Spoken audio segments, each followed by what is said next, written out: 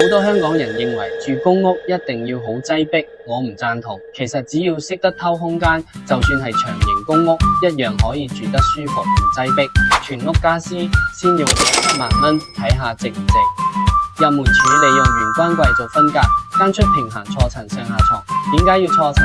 因為傳統上下床會令空間好壓迫，錯層設計令視覺開揚，床底仲可以做儲物。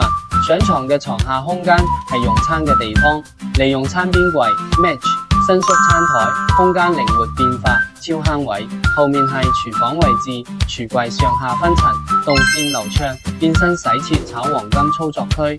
另一邊係用電視櫃間房，到頂電視櫃巧妙分區，開放加封閉式儲物，雜物飾品通通有位擺。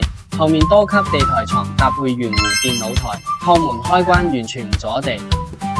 全屋用咗原木同奶白色做主調，加上圓弧線條，柔和空間視覺。家私貼合兩邊牆面，中間預留通道，動線自然又舒服。